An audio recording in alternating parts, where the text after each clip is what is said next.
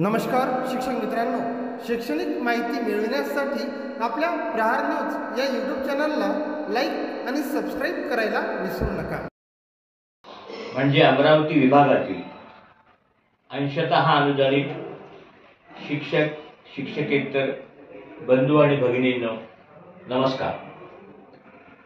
विषय असा आहे की टप्पावाढीचे पत्र आम्हाला कधी मिळतील त्याबद्दल तुमच्यामध्ये उत्सुकता असणं अतिशय स्वाभाविक आहे हे मी समजू शकतो। आता आजपर्यंत बघितलं मी की काही ठिकाणी सन्माननीय आमदार महोदयांनी येऊन पत्र वितरित केले,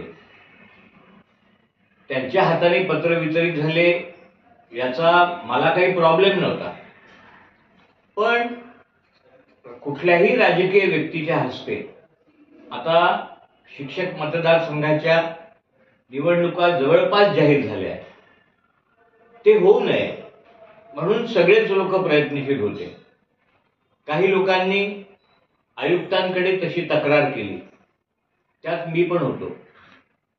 कुठल्याही राजकीय व्यक्तीच्या हस्ते पत्र वितरित केल्या जाऊ नये अशा प्रकारची समस्या जेव्हा सन्माननीय आयुक्तासमोर मांडली 26 तारखेला, तेव्हा 27 तारखेला व्हीसी घेऊन आयुक्त महोदयांनी संपूर्ण महाराष्ट्रातल्या शिक्षणाधिकाऱ्यांना असं सूचित केलं की कोणताही व्यक्ती किंवा कुठलीही शाळा ही शिक्षणाधिकारी कार्यालयाकडे येणार नाही।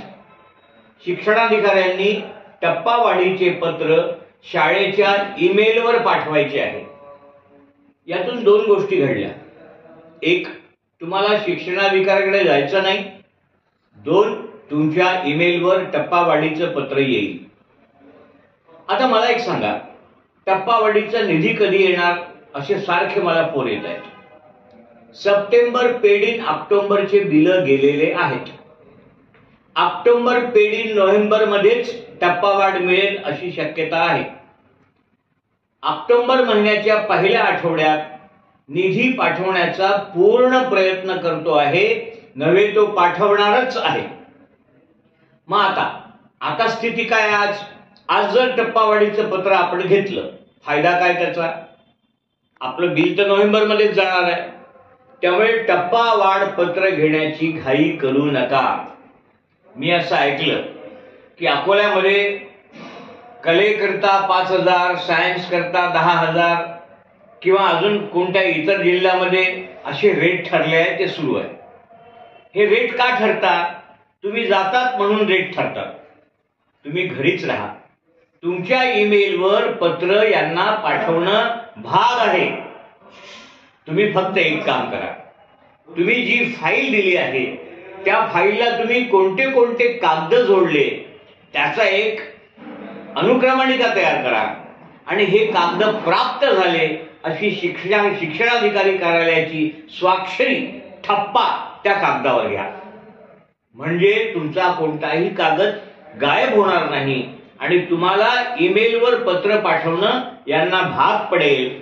तुम्ही कुठलाही भ्रष्टाचार त्यामुळे करणार नाही, तुम्हाला पैसे देण्याचं काम पडणार नाही। मग बिल नाहीतरी ऑक्टोबर मध्ये जाणार आहे आणि तीही 15 तारखेनंतर जाणार आहे, त्यामुळे येत्या 15 दिवसात मी कमिशनर कार्यालयातून फॉलोअप घेतो की किती शाळांना पत्र वितरित झाली, किती नाही झाली, याचा फॉलोअप कमिशनर कार्यालयातून घेण्यात येईल।